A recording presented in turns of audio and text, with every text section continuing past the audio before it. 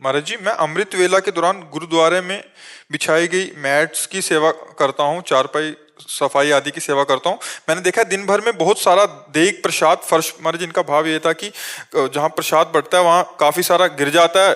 कुछ तो जो उठाने वाला होता है उठा लेते हैं, कुछ वो उसके साथ ही पाँव के तले के साथ ही चिपक जाता है नीचे। तो महाराज जी ये चिंतित होते हैं कि उस प्रसाद के बारे में चिंतित हूँ कि मैंने महाराज जी सत्संग में सुना है कि प्रसाद की कितनी अहमियत है। मुझे चिंता होती है कि कहीं बिल्कुल मेरी इस सेवा के द्वारा कोई पाप तो नहीं नहीं, बन। आपका पाप नहीं, लेकिन हमको उन जनों से प्रार्थना करनी है कि जो लोग प्रसाद लेते हैं, अगर उनके कानों में शब्द पड़े तो प्रसाद बहुत महत्वपूर्ण होता है। एक एक कण प्रसाद का उतना ही लो जितना पा सकते हो, और ऐसे सावधानी से लो कि वो पैरों के नीचे ना गिरे।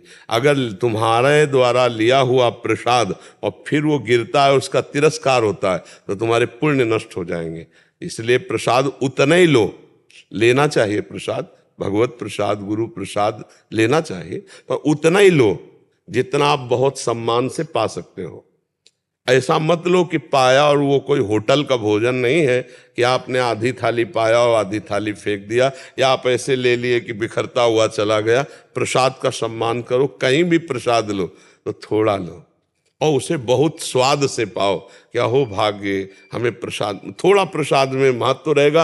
आप भोजन की तरह ले लिए और आप थोड़ा बचा दिया, ऐसे नहीं, प्रसाद में ऐसा नहीं होता, ऐसा नहीं होता। प्रसाद उतने लेना चाहिए जितना आप पा सकते हो, जितने का सम्मान कर सकते हैं। सम्मान एक भी दाना, जैसे हम लोग प्रसाद है ना, प्रसाद के पात्र को भी पानी से धो के उसमें किनका ना, मान लो हाथ में लिया तो बहु से हम चाट करके प्रसाद फिर हाथ धोएंगे जाकर कि वो एक चावल या एक भी किनका ना लगा रहे। तो ये बड़ी असावधानी लोग करते हैं। जो इस तरह आप जो प्रसाद की गति बता रहे हैं कि वो पैरों के नीचे भी गिर जाता है, तो जिनके भी पैर पड़ते हैं उनका भी सुकृत नष्ट होता है, और जिनके द्वारा ये क्रिया होती उनका भी सुकृत नष्ट। जैसे मैं सेवा करता हूँ तो मेरे भी कभी भी पैर लग जाते हैं।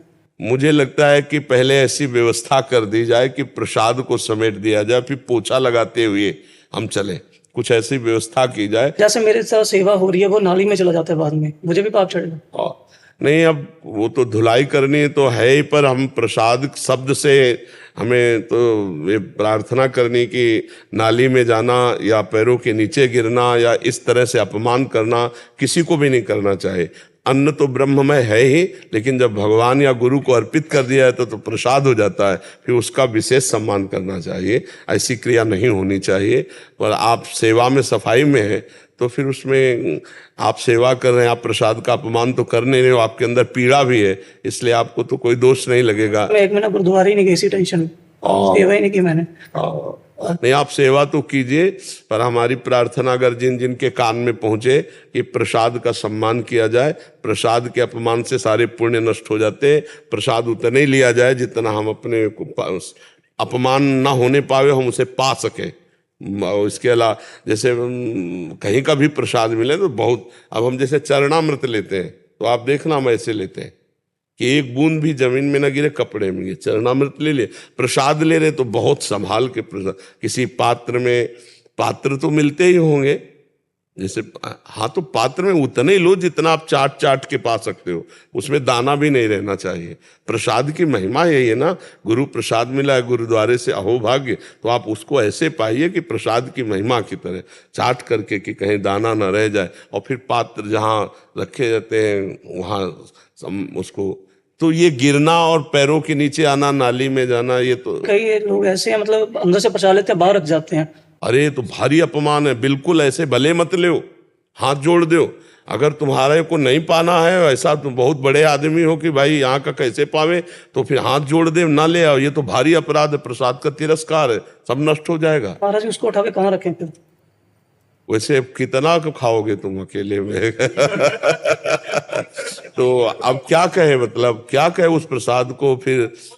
महाराज जी गाय आदि को डाल सकते हैं। हाँ, फिर सब अब क्या करे, जैसे ऐसे तो गाय आदि को पवा दे, जो पशु आदि हैं उनको पवा दे, पर वो भी मौज आई तो पाए नहीं तो छोड़ के चल दे। प्रसाद का अपमान तो होता है ना, अब हम कैसे बताएं। यहाँ भी देखा जाता है कभी कभी, जैसे बाहर के परिक्रमा मार्ग, वो जो लोग भक्तजन हैं जो मतलब उसका महत्व नहीं जानते, वो ज्यादा सा डाल लेते हैं और फिर आधा खाया और आधा वहीं छोड़ के चले गए। नहीं, अन्न का तो ऐसे अपमान नहीं करना चाहिए। ये प्रसाद शब्द से जुड़ जाने पर तो उसका सम्मान करना चाहिए। सुनने वालों को अब ये ज्ञान जरूर हो जाना चाहिए कि प्रसाद का अपमान करने से सारे सुकृत नष्ट हो जाते हैं। ये कोई साधारण बात नहीं। ना लो, अच्छा है ना, जैसे हाथ जोड़ लिए ना, ऐसे प्रणाम कर चले गए, कोई बात नहीं है।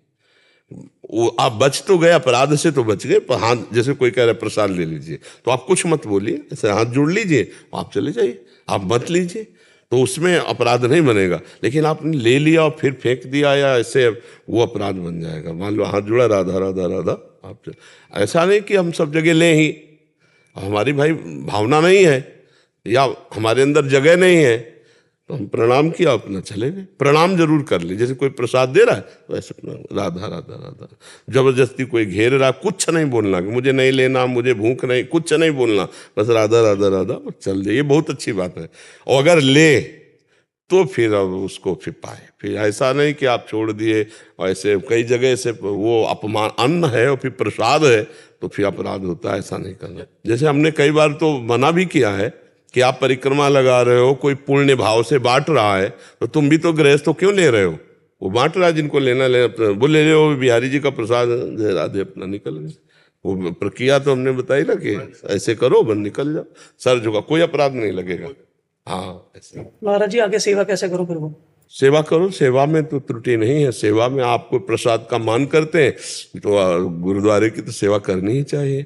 भगवान के मंदिर में है, गुरुद्वारे में, तो सेवा करना ये तो बहुत सौभाग्य का विषय होता है। जिसको गुरुद्वारे की सेवा मिले, मंदिर सेवा मिले, संत सेवा मिले, ये तो बड़े भाग्य का विषय।